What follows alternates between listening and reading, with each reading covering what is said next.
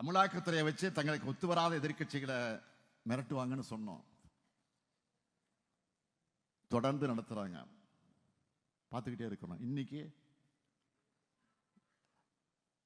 அமைச்சராக இருக்கக்கூடிய நம்முடைய பெரியசாமியோட வீட்டில் ரெய்டு நடத்துறாங்க. உறவினர் வீட்டில் ரெய்டுன்னு ஒன்று ஓடி வந்து கூட்டணியில் சேர்ந்து நாங்கள் என்ன பழனிசாமியா?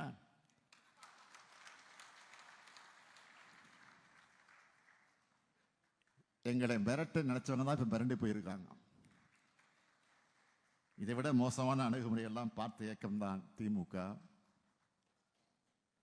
நெருப்பாற்றில் நீந்தியே பிழைக்கப்பட்டவங்க நாங்கள்.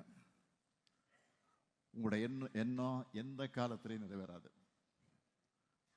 வழக்கம் போல தமிழ்நாட்டு மக்கள் உங்களுக்கு தோல்வியைத்தான் கொடுப்பாங்க.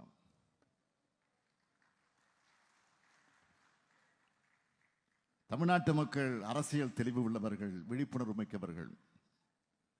தமிழுக்கும் தமிழினத்துக்கும் தமிழ்நாட்டுக்கும் உண்மையா தொண்டாற்றக்கூடியவர்கள் யாருன்னு தமிழ்நாட்டு மக்களுக்கு நல்லா தெரியும். சமூக நீதி, சமநீதி, மாநில உரிமை, கூட்டாட்சி தத்துவம், மொழி உணர்வு, இன எழுச்சி ஆகியவற்றுக்காக உண்மையா உழைச்சி தியாகங்களை செஞ்சது யாரு? நவீன தமிழ்நாட்டோட அனைத்து வளர்ச்சிக்கும் அடித்தல் அமைச்சது யாருன்னு தமிழ்நாட்டு மக்களுக்கு நன்றாகவே தெரியும். 2021 நம்ம மதச்சார்பற்ற முற்போக்கு கூட்டணி வெற்றி பெற்ற மாதிரியே 2026 நாம் தான் வெற்றி பெறப் போகிறோம்.